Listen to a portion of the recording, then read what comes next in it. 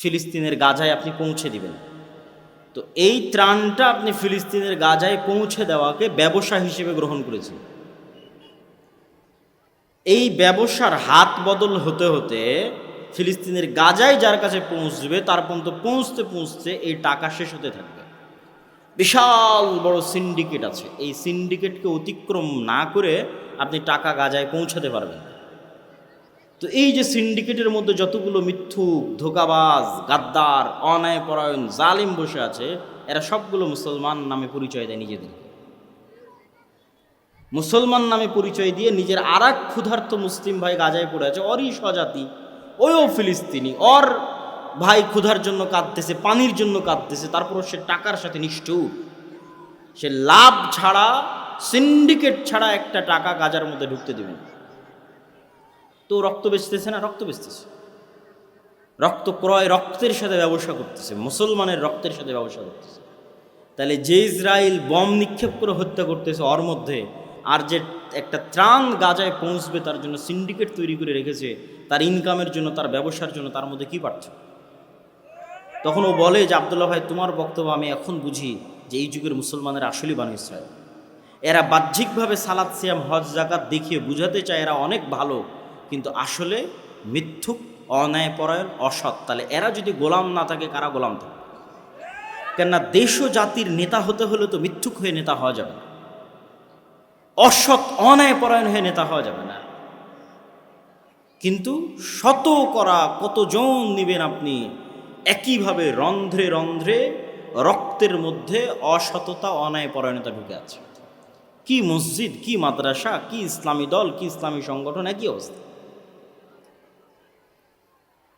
সম্মানিত উপস্থিতি, তো আমরা বলছিলাম যে ইসলাম যদি রাষ্ট্র ক্ষমতায় আসে, তাহলে ইসলামের যেটা মূল বেসিক বাস্তবায়ন, যেটা ইসলাম করতে চায়, সেটা আমাদের মুসলমানদের মধ্যে নাই। এই জন্য আমাদেরকে দিয়ে আল্লাহ সুবহানাহু তাআলা রাষ্ট্র ক্ষমতায় নিয়ে যাবেন না। সেই বেসিক মূল জিনিসটা কি? ন্যায়পরায়ণতা, সত্যবাদিতা। এটা থেকে আমরা হাজার হাজার লক্ষ কোটি কিলোমিটার দূরে আছি। আর পাশ্চাত্য বিশ্ব আপনাকে ভয় দেখাতে থাকবে এবং তারা চাইবে এই যে গণতান্ত্রিক সিস্টেম আছে, এই সিস্টেমটা টিকে থাক। এই জন্য নির্দিষ্ট ব্যক্তির উপর যেন আপনার রাগ উঠে, আর ওই নির্দিষ্ট ব্যক্তি চলে গেলে যেন আপনার রাগ কমে যায়, এটা তাদের চাওয়া। আপনি মনে করলেন গত 16 বছর আমার ওপর জুলুম করেছে উমুক, বাস উমুক চলে গেছে, আপনার রাগ মিটে গেছে। কিন্তু গত 16 বছর যে আপনি মাজলুম হয়েছেন এই জালেম সিস্টেমের কারণে। সেই জালেম সিস্টেমের নাম হচ্ছে গণতান্ত্রিক সিস্টেম, ওই জালেম সিস্টেমের নাম হচ্ছে ধর্মনিরপেক্ষ সিস্টেম, সেকুলার সিস্টেম। আমি যদি আরও স্পষ্ট করে বলি বুঝার জন্য, কিন্তু এটা সত্য, মানুষ হাসবে কিন্তু এটাই সত্য। সেটা হচ্ছে এই জুলাই এর যে গণ অভ্যুত্থান, এই গণ অভ্যুত্থানের 1700 বা 1800 যে ছাত্র নিহত হয়েছে, এই 1700 1800 ছাত্রকে আসলে গণতন্ত্র হত্যা করেছে, সেকুলার সিস্টেম হত্যা করেছে। কিন্তু এটা বুঝার জন্য অনেক দূরদৃষ্টি সম্পূর্ণ জ্ঞান লাগবে, ইতিহাসের জ্ঞান লাগবে, পাশ্চাত্য বিশ্ব কী চায়, আপনার কাছ থেকে কি আদায় করতে চায় তার সম্পর্কে সম্যক অবগতি থাকা লাগবে। তাহলে আপনি বুঝবেন যে 1700-1800 জন মারা গেছে, এই 1700-1800 জনকে হত্যা করেছে কে? এই সিস্টেম, গণতান্ত্রিক সিস্টেম, সেকুলার সিস্টেম। এই সিস্টেম যদি পরিবর্তন না হয়, এইরকম স্বৈরাচার জালেম 20 বছর 30 বছর পর আবার তৈরি হবে।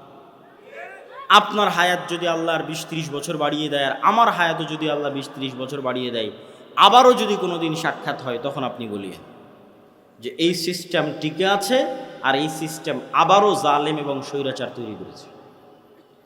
এই সিস্টেম কখনোই আপনাকে আপনার ওই ন্যায্য অধিকার দিতে পারবে না যে আপনি ঘুষবিহীন অবস্থায় চাকরি নেবেন, আপনার রাষ্ট্রীয় নাগরিক সুযোগ সুবিধা নেবেন। রাষ্ট্রীয় নাগরিক সুযোগ সুবিধা বাংলাদেশের মানুষ বুঝেই না। রাষ্ট্রীয় নাগরিক সুযোগ সুবিধা যেহেতু আমরা কোনোদিন চোখে দেখিনি, তো বুঝবো কেমন? রাষ্ট্রীয় নাগরিক সুযোগ সুবিধা আপনি ইউরোপে গেলে, ইংল্যান্ডে গেলে, আমেরিকায় গেলে কিছুটা বুঝতে পারবেন যে রাষ্ট্রের সাথে নাগরিকের কি সম্পর্ক থাকে এবং নাগরিক কি সুযোগ সুবিধা পেতে পারে। তখন আপনি বুঝবেন যে একজন রাষ্ট্র যদি নাগরিকের সুযোগ সুবিধা দেখে, তাহলে আগে রেলের যোগাযোগ ব্যবস্থা উন্নত করবে না মাইক্রোবাস কার চলার রাস্তার যোগাযোগ ব্যবস্থা উন্নত করবে। এটা হচ্ছে রাষ্ট্র নাগরিকের সুযোগ সুবিধা চাই কিনা সেটাতে বুঝবেন। যেমন বাংলাদেশের এখন যে মেট্রো রেল আছে, এই একটা মাত্র প্রজেক্ট, যে প্রজেক্টটা রাষ্ট্রের সাথে নাগরিক সুযোগ সুবিধার সাথে যায়। একটা রাষ্ট্রের কয়জন মানুষের কাছে কার আছে, কয়জন মানুষের কাছে মাইক্রো আছে।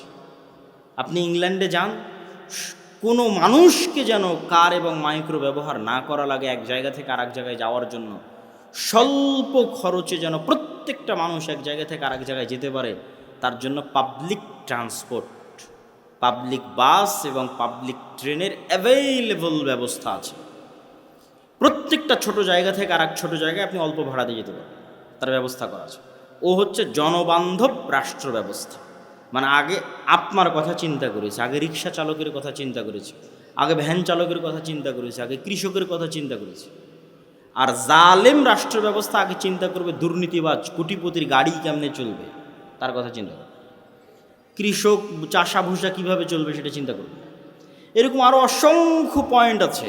আপনার চিকিৎসা কিভাবে আপনি প্রাপ্ত হবে, প্রত্যেকটা মানুষের বিপরীতে একজন চিকিৎসক আছে, অ্যাপয়েন্ট করা আছে সরকারের পক্ষ থেকে, দায়িত্ব দেওয়া আছে যে বাংলাদেশের মানুষ যদি 18 কোটি হয়, তাহলে এই 18 কোটি মানুষের বিপরীতে চিকিৎসক ভাগ করা আছে।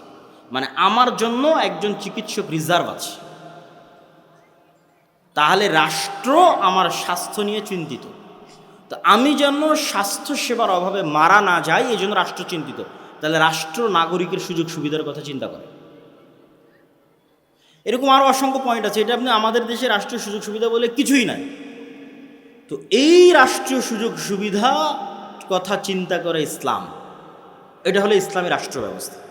ইসলামী রাষ্ট্র ব্যবস্থা মানে আপনাকে জোর করে নামাজ হবে, তারও আগে ইসলামী রাষ্ট্র ব্যবস্থা মানে আপনি যেন না খেয়ে মারা না যান, আপনি যেন চিকিৎসার অভাবে মারা না যান, এটা আগে নিশ্চিত করা হবে। এই যেই রাষ্ট্র ব্যবস্থায় চিকিৎসার অভাবে মানুষ মারা যেতে পারে, ওটা ইসলামী রাষ্ট্র ব্যবস্থা নয়। যেই রাষ্ট্র ব্যবস্থায় না খেয়ে মানুষ মারা যেতে পারে, ওটা ইসলামী রাষ্ট্র ব্যবস্থা নয়। যে বলছে ওটা ইসলামী রাষ্ট্র ব্যবস্থা, বুঝতে ভুল হয়েছে। ও কোনোদিন পড়েইনি ইসলামী রাষ্ট্র ব্যবস্থা কাকে বলে। তো এই যে ইসলামী রাষ্ট্র ব্যবস্থার পজিটিভ দিক এগুলো আপনাকে জানতে হবে। এখন জানার সুযোগ, এখন আপনি বুঝবেন, কানেক্ট করতে পারবেন, রিলেট করতে পারবেন যে আমার এবং আপনার সুখ দুঃখের একমাত্র চিন্তা যদি কেউ করে, ওই যে বললাম কৃষকের কথা চিন্তা করবে, রিক্সা চালক ভ্যান চালকের কথা চিন্তা করবে। যেমন কিছুদিন আগে একজন মেজরের, আর্মির মেজরের সাথে একজন পুলিশ খারাপ ব্যবহার করেছে। পরে সেই পুলিশ মেজরের, আর্মির মেজরের পা ধরে ক্ষমা চাচ্ছে। তো মানুষজন ফেসবুকে অনেক প্রশংসা করতেছে। তখন আমার ব্রেনে কাজ করলো যে এটাও ইসলামী রাষ্ট্র ব্যবস্থা নয়। এই পুলিশ যদি একজন রিক্সা চালকের সাথে খারাপ ব্যবহার করতো, তো রিক্সা চালকের পা ধরে মাপ চাইতে হতো, ওটা ইসলামী রাষ্ট্র ব্যবস্থা। ওই আর্মির মেজরের সাথে খারাপ ব্যবহার করেছে, এই জন্য পা ধরে মাপ চাইতে হবে। আর রিক্সা চালক, ভ্যান চালক, কৃষকের সাথে খারাপ ব্যবহার করলে তখন মাপ চাইতে হবে না। এটা হচ্ছে জালিম সিস্টেম, সেকুলার সিস্টেম, গণতান্ত্রিক সিস্টেম। আর ইসলামী রাষ্ট্র ব্যবস্থা মানে কিসের মেজর? ওই গ্রামের মাঠে কৃষক যে কাজ করতেছে, ওর সাথে যদি জুলুম করে, তো ওর পা ধরে মাপ চাইতে হবে। এইটা হলো ইসলামী রাষ্ট্র ব্যবস্থা। তো ইসলামী রাষ্ট্র ব্যবস্থা মানে আপনি যদি খালি এটা ভয় পান যে বাপরে বাপ, আমাকে তো পিটিয়ে নামাজ পড়াবে, আমাকে তো পিটিয়ে পর্দা করাবে। জি না, পিটিয়ে নামাজ পড়ানোর আগে, পিটিয়ে পর্দা করানোর আগে আপনার জান মালের নিরাপত্তা, আপনার ইজ্জতের নিরাপত্তা, এবং আপনি যেন মাজলুম না হন, রাষ্ট্রীয় নাগরিক সুযোগ সুবিধা সমানভাবে বুঝে পান, তা নিশ্চিত করা হবে। ওটা ইসলামী রাষ্ট্র ব্যবস্থা। এবং ইসলামী রাষ্ট্র ব্যবস্থা আমেরিকা এবং ইউরোপের রাষ্ট্র ব্যবস্থার চাইতে উন্নত। এটা একজন মানুষকে বোঝানো খুব কঠিন। খুব উচ্চ শিক্ষিত মানুষ ছাড়া অন্তত এই বক্তব্যটুকু বুঝবে না। বলবে এখনকার পৃথিবীর সবচেয়ে আদর্শ রাষ্ট্র ব্যবস্থা তো আমেরিকা আর ইউরোপ। আমাদের ছেলেমেয়েরা জমি বিক্রি করে ইংল্যান্ডে যায়, ইউরোপে যায়, আমেরিকায় যায়। কেউ স্টুডেন্ট ভিসা নিয়ে যায়, কেউ অবৈধ পথে এখান থেকে দুবাই থেকে লিবিয়াতে নামে, লিবিয়ার বেনগাজি বিমানবন্দরে, লিবিয়ার ত্রিপলি বিমানবন্দরে নেমে লিবিয়ার যে সমুদ্র তীরবর্তী শহরগুলো আছে ওই শহরগুলোতে আশ্রয় নেয়। সেখানে আশ্রয় নিয়ে রাতের অন্ধকারে রাত 12টার সময় প্লাস্টিকের রাবারের ফুলানো নৌকার উপর 300 জন 400 জন 500 জন গাদাগাদি করে উঠে সীমান্ত পাড়ি দেয়। যদি সমুদ্রের মধ্যে ভূমধ্য সাগরে ডুবে মারা গেল তো মারা গেল, আর পাড়ি দেয় কি পুলিশ ওদেরকে গ্রেফতার করে নিয়ে যাবে, নিয়ে যাওয়া ওরা কিছুদিন ডিটেনশন ক্যাম্পে থাকবে, তারপর আস্তে আস্তে ওরা একদিন নাগরিকত্ব পেয়ে যাবে। তাহলে কি পরিমাণ উন্নত ওই দেশগুলো হতে পারে যে আফগানিস্তান, পাকিস্তান, বাংলাদেশের মুসলমানেরা এইভাবে অবৈধ পথে জীবনের হুমকি নিয়ে ওই দেশগুলোতে যেতে চায়। আর আমি বলতেছি যে ইসলাম যদি প্রতিষ্ঠিত হয় রাষ্ট্র ব্যবস্থায়, তাহলে ওই আমেরিকা এবং ওই ইউরোপের চাইতে বেশি উন্নত, বেশি জনবান্ধব এবং বেশি নাগরিক বান্ধব হবে। কেন? এটার উত্তর বলি, বুঝলে বুঝবেন, না বুঝলে যতটুকু বুঝবেন ততটুকু মনে থাকবে। সেটা হচ্ছে আজকের ইউরোপ এবং আজকের আমেরিকায় সকল নাগরিক সুযোগ সুবিধা থাকার পরেও অর্থনৈতিক স্বাধীনতা নাই। এটা তারাও ভালো মতো বুঝে না যে অর্থনৈতিক স্বাধীনতা নাই। এটা একমাত্র যে গভীরভাবে স্টাডি করবে সে বুঝতে পারবে অর্থনৈতিক স্বাধীনতা নাই। সেটি কি? আমেরিকা এবং ইউরোপে অর্থ মানেই সুদ। এই যে আমার পকেটে ক্যাশ টাকা আছে, এরকম আলাদা কোনো ক্যাশ টাকার অস্তিত্ব হতে পারে না লোন ছাড়া। এই আমার পকেটে 1000 টাকা আছে মানে 1000 টাকার বিপরীতে কি আছে? লোন আছে। 1000 টাকার বিপরীতে কি আছে? লোন ছাড়া কোনো ক্যাশ মানির অস্তিত্ব হতে পারে না, অসম্ভব। এইভাবেই ইকোসিস্টেম তৈরি করা হয়েছে ইউরোপে এবং আমেরিকায়, যেখানে কোনো ক্যাশ মানির অস্তিত্ব হবে না লোন ছাড়া। আপনি বাড়িও কিনতে পারবেন না লোন ছাড়া, জমিও কিনতে পারবেন না লোন ছাড়া, ছেলে মেয়েকে পড়াতেও পারবেন না লোন ছাড়া। প্রত্যেকটা ধাপের পিছনে লোন আছে। এবং এই লোনের সবচেয়ে বড় ভয়ঙ্কর ফাঁদ হচ্ছে ক্রেডিট কার্ড। এখনো বাংলাদেশে বহু ব্যাংক ক্রেডিট কার্ড চালু করেছে, অসংখ্য মানুষ ক্রেডিট কার্ড ইউজ করতেছে। ক্রেডিট কার্ড মানে আপনার অ্যাকাউন্টে টাকা নাই, তবু আপনাকে বলতেছে তুমি খরচ করো, পরে তোমার বেতন থেকে কেটে নেব। কি ভয়ঙ্কর লোনের ফাঁদ! টাকা নাই, তোমার চিন্তা নাই, তুমি খরচ করো, আমি আছি তো। 1 টাকাও নাই, তারপর আপনাকে বলা হচ্ছে আপনি খরচ করেন। আপনি যখন বেতন পাবেন তখন সেখান থেকে কাটা। তো যে যত বেশি ক্রেডিট কার্ডের ইউজার হবে ও অত বড় অ্যামাউন্ট পাবে। ধরেন আমি 10 বছর থেকে ক্রেডিট কার্ড ব্যবহার করতেছি, তাহলে এখন 1টা টাকা ছাড়াও আমি অন্তত 3 কোটি টাকার বাজার করে ফেলতে পারি, ব্যাংক কিচ্ছু বলবে, যেহেতু আমি 10 বছর থেকে ওর ক্রেডিট কার্ড ইউজ করতেছি। তো আমেরিকাতে যখন আপনি একটা বাসা ভাড়া নিতে যাবেন, তখন আপনি যদি 20-30 বছর থেকে ক্রেডিট কার্ডের ইউজার হন, তাহলে আপনার কাছে সিকিউরিটি মানি চাইবে না। ক্রেডিট কার্ড আছে তো? বলে হ্যাঁ আছে, সিকিউরিটি মানি লাগবে না, যাও। আর আপনি বলবেন যে আমি সুদ থেকে বাঁচতে চাই, অতএব আমি ক্রেডিট কার্ড ব্যবহার করব না, অগ্রিম লোন নিব না, তাহলে যে বাসা ভাড়া নিতে যাবেন ওই বাসার মালিক বলবে সিকিউরিটি মানি দাও। তো যত সিকিউরিটি মানি চাইবে অত সিকিউরিটি মানিতে আপনি 10 বছরও চাকরি করে ইনকাম করতে পারবেন না। তখন ঠিক আছে আমি ক্রেডিট কার্ড ইউজ করতেছি, তাহলে আপনি সুদে জড়িত হয়ে গেলেন। সুদ ছাড়া 1টা টাকা ক্যাশ মানি আপনার পকেটে আসতে পারে এরকম কোনো রাস্তা নেই। এটাই হচ্ছে অর্থনৈতিক দাসত্ব। আপনার অর্থনৈতিক স্বাধীনতা যতক্ষণ না থাকবে আপনি স্বাধীন মানুষ নন, আপনার আভ্যন্তরীণ স্বাধীনতা আসবে না। এই জন্য ইসলাম হচ্ছে ঋণ বিমুখ। আজকে বক্তব্যের এই অংশে মা এবং বোনদের এই অংশটুকু একটু দৃষ্টি আকর্ষণ করি। ইসলামী অর্থনীতির মূলনীতি হচ্ছে ঋণ বিমুখ, অল্পে তুষ্ট। ঋণ বিমুখ, অল্পে তুষ্ট। ঋণ বিমুখ, অল্পে তুষ্ট মানে কি? মানে হচ্ছে আল্লাহ কিন্তু কর্জে হাসানার কথা বলেছে, কত বড় করে বলেছে দেখেন, অমাই ইউকরিদুল্লাহ করজান হাসানা, যে ব্যক্তি কর্জে হাসানা দিল সে আল্লাহকে কর্জে হাসানা দিল। বলেন আল্লাহু আকবার। কিন্তু আপনি লোন নেওয়ার যত হাদিস আছে আল্লাহর নবীর সব হাদিস পড়েন, কর্জে হাসানা তখনই নিতে পারবেন যখন আপনি চিকিৎসার অভাবে মরে যাচ্ছেন। তখন আপনি এসি নেওয়ার জন্য কর্জে হাসানা নেবেন, এর কোনো অস্তিত্ব ইসলামের 500,000 কিলোমিটারের মধ্যে না। আপনি ফ্রিজ নেওয়ার জন্য কর্জে হাসানা নেবেন, ফ্রিজ কেনার জন্য, এর অস্তিত্ব ইসলামের কয়েক লক্ষ কিলোমিটারের মধ্যে নেই। মরে যাচ্ছি, খেতে পাই না ভাই, চিকিৎসার অভাবে অপারেশনের দরকার, কর্জে হাসানা দেয়। তখন যে কর্জে হাসানা দিবে, ও কাকে কর্জ দিল? আল্লাহকে কর্জ দিল। মেয়ের বিবাহ দিতে পারতেছি না, টাকার অভাব, খুব সমস্যা, কর্জে হাসানা দেয়। কিন্তু আপনি বলবেন যে আমার বাড়িটা মাটির তৈরি, আমি আজকে এখানে ইটের বাড়ি বানাবো, আমাকে কর্জে হাসানা দেওয়া, এর অস্তিত্ব ইসলামের কয়েক লক্ষ কিলোমিটারের মধ্যে নেই। মানে বিলাসিতার জন্য মানুষ কর্জ নিবে, এর কোনো অস্তিত্ব ইসলামে নাই। মা এবং বোনদেরকে লক্ষ্য করে বলতেছি যে বিলাসিতার জন্য কর্জ নিবে, একটা সোফা কেনার জন্য কর্জ নিবে, একটা খাট কেনার জন্য কর্জ নিবে, মাঝেতে সব বিছিয়ে থাকে, এখন খাট কিনবে, তো খাট কেনার জন্য কর্জে হাসানা নিবে, আর অস্তিত্ব ইসলামে নাই। সুদের উপর নেওয়া তো বহু দূরের কথা, আমি কর্জে হাসানার কথা বলেছি, কথা বুঝতে হবে আপনার।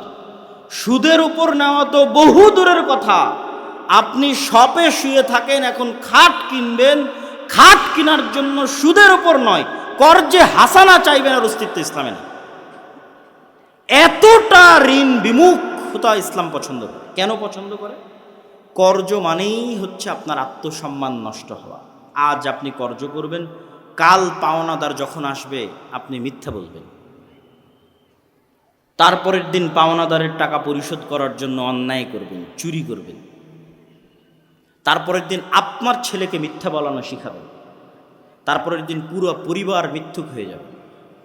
তো যে মুখে মিথ্যা বলে, যে করে দুর্নীতি, যে মিথ্যার আশ্রয় নেয়, ওর সেলফ রেসপেক্ট বলে কিছু আছে, আত্মসম্মান বলে কিছু আছে, ও ক্ষমা চায় জান্নাতে যেতে পারে, কিন্তু কোশ্চিনকালেও জাতির নেতৃত্ব দিতে পারবে না। ওর ভাগ্যে গোলামি, ওর 14 গোষ্ঠীর ভাগ্যে গোলামি। এই জন্য ইসলাম চায় না যে মানুষ লোন নিক, কর্জে হাসানা নিক। কেন?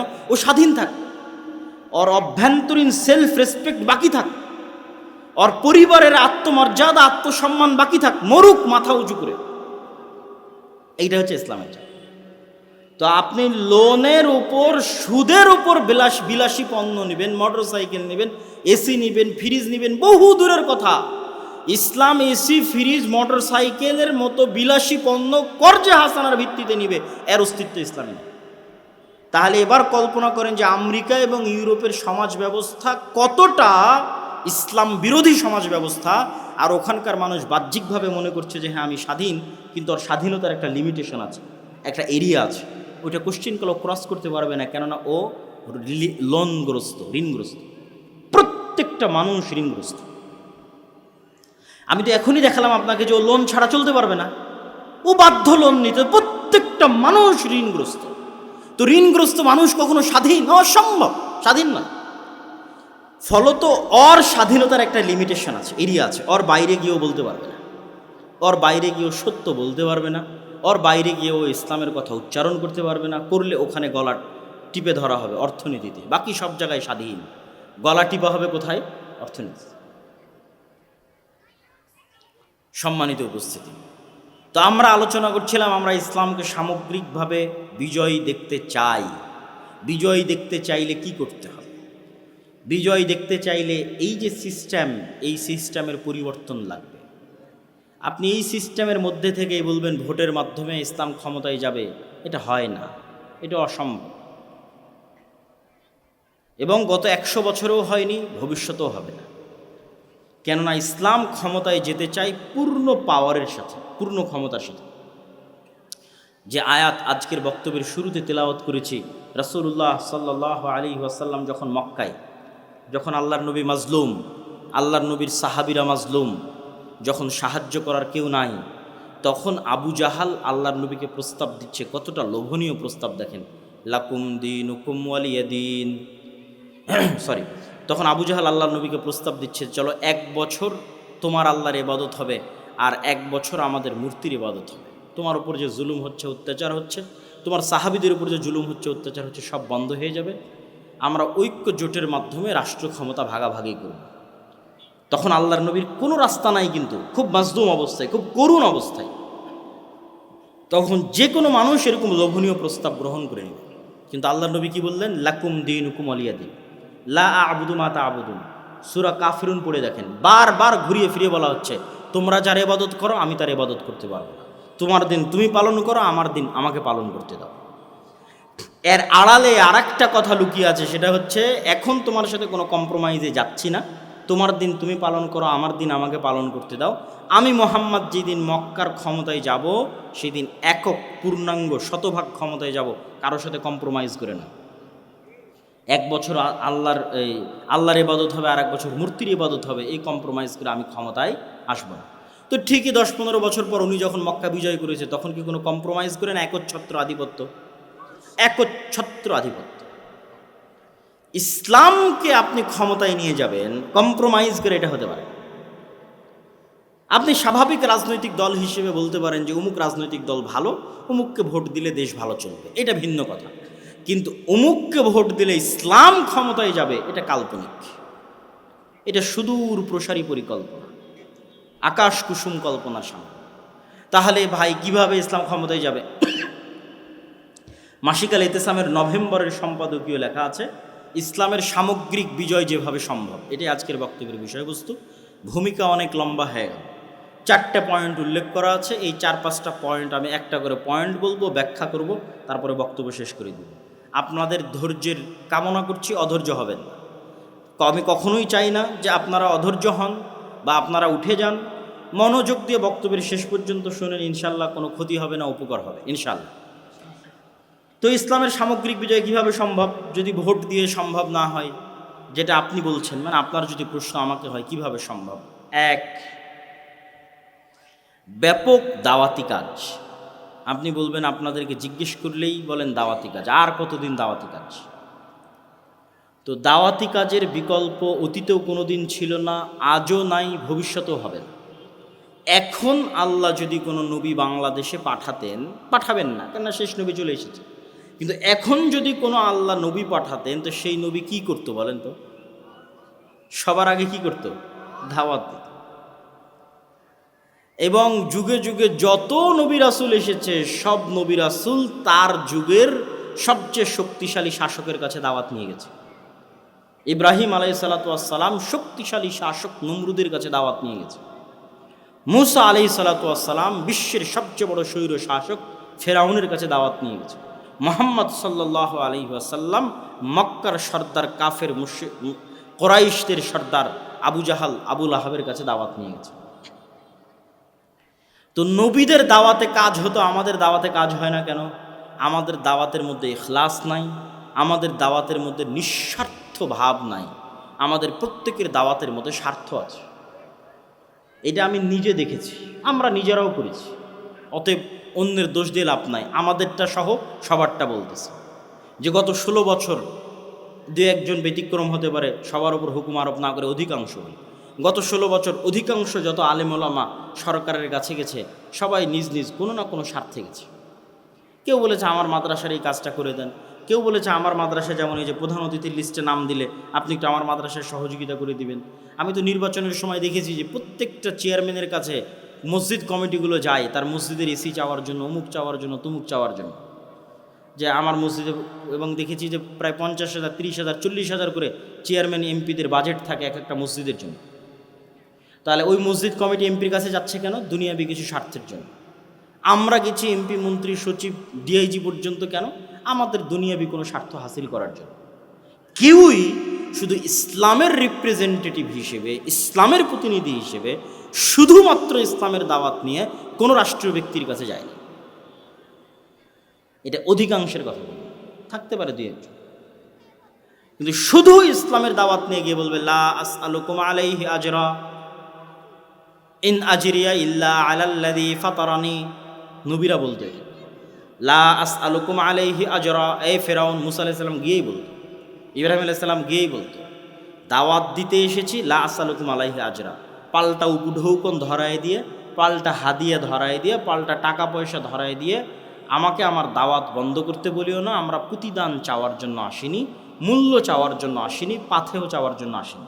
দাওয়াত দিতে এসেছি তোমার কল্যাণের জন্য নিঃস্বার্থভাবে। সুলাইমান আলাইহিস সালাম যখন হুদহুদকে দিয়ে চিঠি লিখেছিলেন রানী বিলকিসের কাছে, সাবার রানী, তখন রানী বিলকিস কী করেছিল জানেন? চিঠির উত্তরে হাজার হাজার, lakh lakh, crore crore, million million, billion billion ডলারের হাদিয়া উপঢৌকন পাঠিয়েছিল পাল্টা চিঠির সাথে, যে সুলাইমান আপনার জন্য এই সামান্য কিছু পাঠালাম, আরও যদি কিছু লাগে তো আপনার জন্য হাজির থাকবে। সাবার রানী বিলকিস যা লাগবে আপনার জন্য তাই ব্যবস্থা করে। তখন সুলাইমান আলাইহিস সালাতু ওয়াস সালামের উত্তর কোরআনে লেখা আছে। সুলাইমান আলাইহিস সালাতু ওয়াস সালাম উত্তরে বলেছিলেন, আল্লাহ আমাকে এর চেয়ে অনেক বেশি দিয়েছে। বলেন আল্লাহু আকবার। তুমি যা পাঠিয়েছো আল্লাহ আমাকে এর চেয়ে অনেক বেশি দিয়েছে। তা আমি ধন সম্পদের জন্য, টাকা পয়সার জন্য হুদহুদের মাধ্যমে তোমার কাছে চিঠি লিখে পাঠাইনি, দাওয়াত দিয়েছি নিঃস্বার্থ। দুনিয়াতে আল্লাহর নামে কারো শিরক চলবে না, শিরক বাদ দিতে হবে, আল্লাহর দাসত্ব মানতে হবে, না হলে আমার বাহিনী তোমার রাজ্য ধ্বংস করে দেবে, মাটির সাথে মিশিয়ে দেবে। সুলাইমান টাকার কাছে বিক্রি হওয়ার জন্য আসেন, যা বুড়ো হুকুম পাঠিয়েছে এর চেয়ে বেশি আল্লাহ আমাকে দিয়ে রেখেছে। তা আমরা কেউই তো নিঃস্বার্থভাবে দাওয়াত নিয়ে কারো কাছে যেতে পারি। এরকম আরো অসংখ্য পয়েন্ট তুলে ধরতে পারবো যে কারণে আমাদের দাওয়াত সফল নয়। আমরা দাওয়াত দিতে গিয়ে মানুষকে ছোট করি, গালিগালাজ করি, খারাপ ভাষার ব্যবহার করি, তুমুক বেদাতি, তুমুক মুশরিক, তুমুক জাহেল, তুমুক ইবলিস, তুমুক লুচ্চা, তুমুক শয়তান, যত রকমের গালিগালাজ আছে দুনিয়াতে সব আলেমুল আমাদের মুখে। অথচ আল্লাহ সুবহানাহু ওয়া তাআলা কোরআন মাজিদে মুসা আলাইহিস সালামকে বলছে তুমি ফেরাউনকে দাওয়াত দিবে ভদ্র ভাষায়, নম্র ভাষায়। তো আমি যে আপনাকে দাওয়াত দিতে এসেছি, আপনি কি ফেরাউনের চাইতে খারাপ? হ্যাঁ, আর আমি কি মুসা আলাইহিস সালামের চাইতে ভালো? আমি কি মুসা আলাইহিস সালামের চাইতে ভালো? অসম্ভব, উনি নবী। আর আপনারা ফেরাউনের চাইতে খারাপ নন। তাহলে মুসা আলাইহিস সালামের মতো ভালো নবী যদি ফেরাউনের মতো খারাপ ব্যক্তির সাথে ভালো ব্যবহার করে দাওয়াত দিতে হয়, তাহলে আমার মতো একজন গুনাহগার, আমার মতো একজন পাপী, আপনাদের মতো এরকম ভালো মুমিন মুসলিম যারা আল্লাহকে এবং আল্লাহর নবীকে দিন হিসেবে, আল্লাহর নবীকে রাসূল হিসেবে স্বীকার করে, তাদের মধ্যে দাওয়াত দিতে এসে আপনাকে যদি আমি গালিগালাজ করি, তাহলে এটা দাওয়াতি মূলনীতি হলো? অসম্ভব। এরকম আরও অসংখ্য কারণ আছে। তাহলে এক নাম্বার হচ্ছে ব্যাপক দাওয়াতি কাজ করতে হবে। কেন ব্যাপক দাওয়াতি কাজ করতে হবে? এখন বাংলাদেশের যে অবস্থা, এই অবস্থায় যদি বাংলাদেশের সবচেয়ে সুফি পরহেজগার আল্লাহওয়ালা মানুষকে বাংলাদেশের রাষ্ট্র ক্ষমতায় বসানো হয় আর তাকে বলা হয় ইসলাম কায়েম করেন, পরের দিন জনগণ ওকে টেনে ক্ষমতা থেকে নামিয়ে দেবে। কেন? মানুষই এখন ইসলাম মানার জন্য প্রস্তুত নয়। অন্তত 80% মানুষকে তার নিজ লাইফে প্র্যাকটিসিং ইসলাম পালনে হতে হবে, তখন ইসলাম ক্ষমতায় গিয়ে টিকতে পারবে। এখন যে অবস্থা তাতে পারবে না। এই জন্য ব্যাপক দাওয়াতি কাজ করতে হবে, মানুষের মাইন্ড সেট আপ রেডি করতে হবে কেন ইসলাম রাষ্ট্র ক্ষমতায় দরকার। যেমন আজকে আমি বক্তব্য দিচ্ছি, এটা একটা দাওয়াতের অংশ। এই বক্তব্য আগে কেন দিতাম না? আগে এই বক্তব্য বুঝার মতো পরিবেশ মানুষের ছিল না। এখন বললে মানুষ অ্যাকসেপ্ট করবে, কেননা মানুষ একটা ভয়ঙ্কর আন্দোলন দেখেছে, গণ অভ্যুত্থান দেখেছে, তার পরবর্তী সরকার দিচ্ছে। সুতরাং মানুষ এটা ক্যাচ করতে পারবে ইসলামের রাষ্ট্র ব্যবস্থা কেমন হতে পারে, ইসলামের রাষ্ট্র ব্যবস্থা বলতে কী বুঝায়, কেন ইসলামকে রাষ্ট্র ক্ষমতায় নিয়ে যেতে হবে, নিয়ে গেলে কিভাবে নিয়ে যেতে হবে। এক নম্বর ব্যাপক দাওয়াতি কাজ। 2 নম্বর লেখা আছে সমাজ ও দেশের সাথে সম্পৃক্ত থাকা। সমাজ ও দেশের সাথে সম্পৃক্ত থাকা অর্থ কি? আমাদের নবী মুহাম্মদ সাল্লাল্লাহু আলাইহি ওয়াসাল্লাম পড়াও জানতেন না, লেখাও জানতেন না। জানতেন না। তো আমার নবী মুহাম্মদ সাল্লাল্লাহু আলাইহি ওয়াসাল্লাম পড়ালেখা জানতেন না মানে তিনি ঘরে বসে গবেষণা করতেন না, ঘরে বসে বই লিখতেন না। তাহলে কি করতেন? আল্লাহর কাছ থেকে কোরআন রিসিভ করতেন আর সারা দিন মানুষের সুখ দুঃখ কষ্ট বিপদ আপদ সমস্যার পাশে থাকতেন। তথা মদিনাবাসীর সাথে মক্কাবাসীর সাথে মুহাম্মদ সাল্লাল্লাহু আলাইহি ওয়াসাল্লাম বরাবর সমানে সমান। আজ যদি মদিনার কোনো মানুষের বাড়িতে খাবার না থাকে তো সেটাও মুহাম্মদ সাল্লাল্লাহু আলাইহি ওয়াসাল্লাম জানবেন যে ওর বাড়িতে খাবার নাই, ওখানে খাবারের ব্যবস্থা করতে। মানে মদিনার মানুষের সাথে ওতপ্রোতভাবে, মক্কার মানুষের সাথে ওতপ্রোতভাবে জড়িত। উনি তো গবেষকও নন, লেখকও নন। তো 5 ওয়াক্ত সালাত বাদে, কোরআন আল্লাহর কাছে শিখা বাদে বাকি সময় কাদের পিছনে দিতেন? মানুষের পিছনে। এবং উনি সৎ ন্যায়পরায়ণ হওয়ার কারণে মানুষ প্রভাবিত হতো। উনি তো অসৎ নন, মিথ্যুক নন। তাহলে যত মানুষের কাছে গেছে ওনার ভদ্র নম্র ব্যবহারের কারণে মানুষ ওনার দ্বারা কী হয়েছে? প্রভাবিত হয়েছে। আবু সুফিয়ান রাদিয়াল্লাহু তাআলা আনহু যখন তার কাছে ইসলাম গ্রহণ করেছে, তাকে মাথা নত করে ইসলাম গ্রহণ করতে হয়েছে। কেননা মুহাম্মদ সাল্লাল্লাহু আলাইহি ওয়াসাল্লামের উন্নত চরিত্র সম্পর্কে আবু সুফিয়ান জানে। মুহাম্মদ সাল্লাল্লাহু আলাইহি ওয়াসাল্লামের চরিত্র নিষ্কলুষ, কোনোদিন মিথ্যা বলেনি, কোনোদিন মানুষের সাথে অন্যায় করেনি। তো আবু সুফিয়ান যখন ইসলাম গ্রহণ করবে মাথা নত করে ইসলাম গ্রহণ করতে। এই জন্য দুনিয়াতে যত নবী রাসূল আল্লাহ পাঠিয়েছে সব নবী রাসূলকে মূল 2টা গুণ দিয়ে পাঠিয়েছে: বলবে সত্য, করবে ন্যায়। না হলে এরা নেতা হতে পারবে না দেশ জাতির। নবী রাসূলরা দেশ ও জাতির নেতৃত্ব না নিতে পারলে কিভাবে সে ইসলামের দাওয়াত ছড়িয়ে দিবে? দিতে পারবে না। কিন্তু আমরা মুসলমানেরা গোলাম হওয়ার কারণে আমাদের ওই যে বাহ্যিক আমল, যেটা বারবার বলছি, বাহ্যিক আমল দিয়ে আমার মুনাফিকি ঢাকতে চেয়েছি, কিন্তু কাজের বেলায় আমি মিথ্যুক, কাজের বেলায় আমি অন্যায়পরায়ণ। সুতরাং আমাদের দিয়ে মুক্তি হবে না। তাহলে সমাজ ও দেশের সাথে সম্পৃক্ত থাকা। আজকের আফগানিস্তানে যারা ইসলামকে ক্ষমতায় নিয়ে এসেছে, এরা খুব কঠিনভাবে সমাজের মানুষের সাথে সম্পৃক্ত ছিল। গত 20 বছর, 30 বছর, 40 বছর যাবৎ সমাজের মানুষের সাথে সম্পৃক্ত। কিন্তু আমরা আলেম ওলামারা, আমি নিজেও, আমাদের মতো এরকম শত শত